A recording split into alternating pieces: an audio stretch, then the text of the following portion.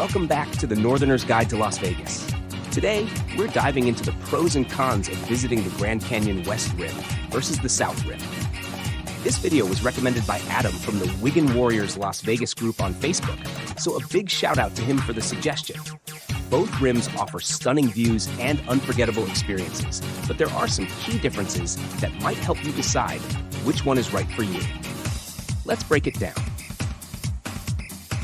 First, let's talk about the West Rim. One of the biggest pros of the West Rim is its proximity to Las Vegas. It's only about a 2-hour drive, making it a convenient day trip. If you're short on time, the West Rim is definitely the easier option.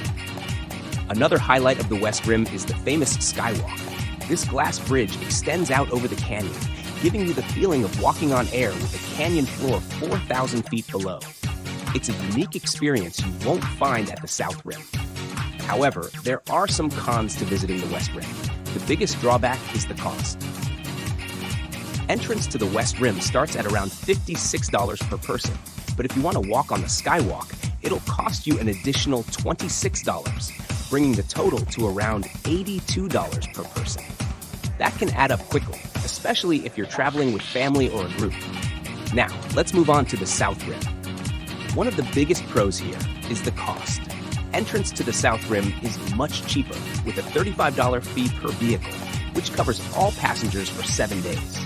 This makes it a much more budget-friendly option, especially for families. Another pro is the chance to travel along historic Route 66 on your way to the South Rim. This iconic road adds a bit of nostalgia and adventure to your trip, with quirky roadside attractions along the way. However, the South Rim isn't without its cons. The biggest downside is the travel time. The South Rim is about a 4.5-hour drive from Las Vegas, making it a longer journey.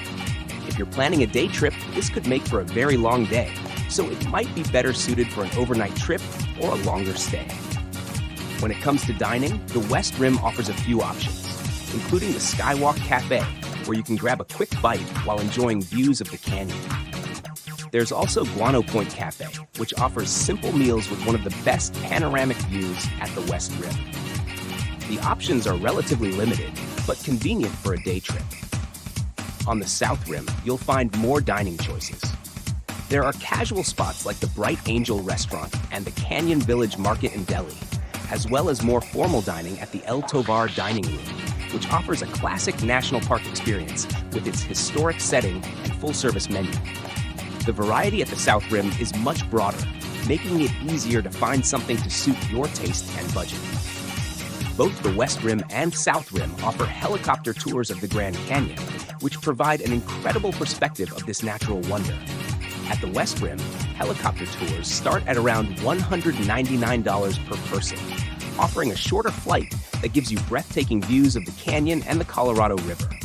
On the South Rim, helicopter tours are a bit longer and typically start around $220 per person. These tours give you a wider view of the canyon and fly over some of the most iconic spots, like the Kaibab National Forest and the Tower of Ra. Another thing to consider is the difference in scenery and experience. The West Rim, being on Hualapai tribal lands, offers a more rugged, less developed experience, while the South Rim is part of the Grand Canyon National Park, with more amenities, visitor centers, and well-developed viewpoints.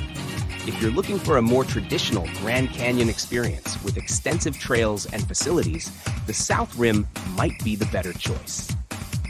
To sum it up, if you're short on time and want to experience the Skywalk, the West Rim is a great option, but be prepared for the higher costs. If you're looking for a more budget-friendly trip and don't mind the longer drive, the South Rim offers stunning views, plenty of amenities, and the chance to experience a piece of Americana on Route 66. Thanks for joining me on this comparison of the West Rim and South Rim of the Grand Canyon. If you have any other questions or topics you'd like me to cover, drop a comment below. And don't forget to hit that subscribe button so you never miss out on these helpful tips. See you next time on the Northerner's Guide to Las Vegas.